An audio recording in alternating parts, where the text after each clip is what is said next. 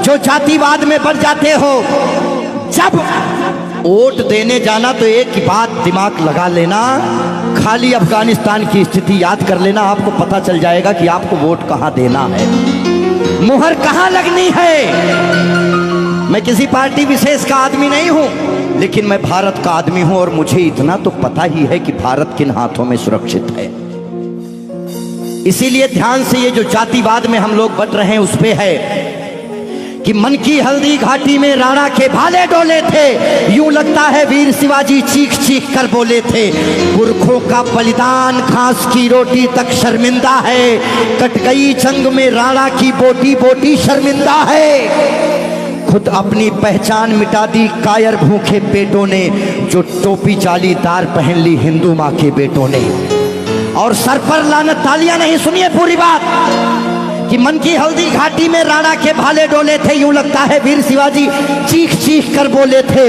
पुरखों का बलिदान घास की रोटी भी शर्मिंदा है, कट गई जंग में राणा की बोटी बोटी शर्मिंदा है। खुद अपनी पहचान मिटा दी कायर भूखे पेटों ने, जो टोपी जालीदार पहन ली हिंदू माँ के बेटों ने। सर पर लानत वाली छत से फिर खुला ठिकाना अच्छा था, टोपी गोल पहनने से तो मर जाना ही अच्छा था। मथुरा अवधपुरी घायल है, काशी घिर गई कराहों से, यदकुल गठबंधन कर बैठा कातिल नादिर शाहों से।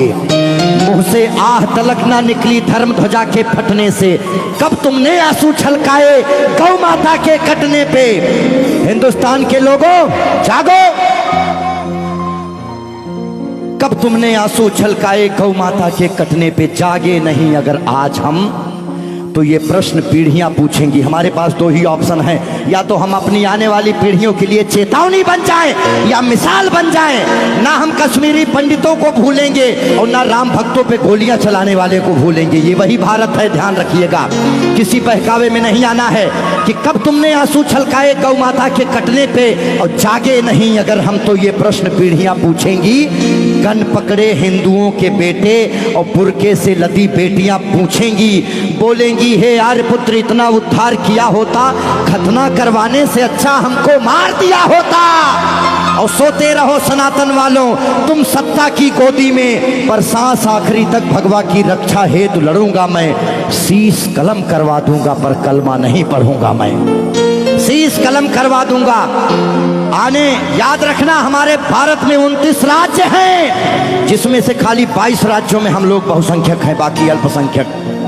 इसीलिए मैं भजन भी गाता हूं, मैं जागरण भी करता हूं, क्योंकि मैं भारत, मेरा चैनल कभी भी बदल सकता है। अभी देशभक्ति चल रहा है, कभी कभी कपिल शर्मा लग जाएंगे, फिर कभी आस्था लग जाएगा। लेकिन एक बात का ध्यान रखना, हमेशा हम आज़ाद कैसे हुए ये बहुत मायने नहीं रखता है, लेकिन हम गुलाम कैसे हुए ये बहुत ज़्यादा मायने रखता है। आप जानने का प्रयास करना कि ऐसा क्या हुआ होगा भारत में जो पूरा अखंड भारत गुलामी की तरफ बढ़ गया।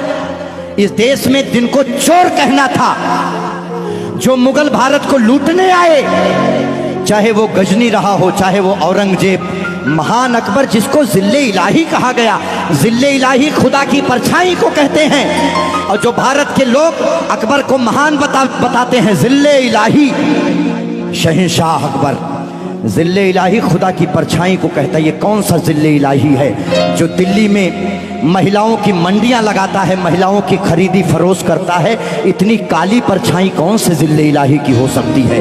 इसीलिए आप अपने हीरोज, अपने बच्चों को बताओ कि ये देश भगत सिंह की वजह से, ये देश जियो तिवारी जनेऊधारी, चंद्रशेखर आजाद, ये देश मंगल पांडे, बुंदेले हर बोलों के मुंह हमने सुनी कहानी थी और खूब लड़ी मर्दानी वो तो।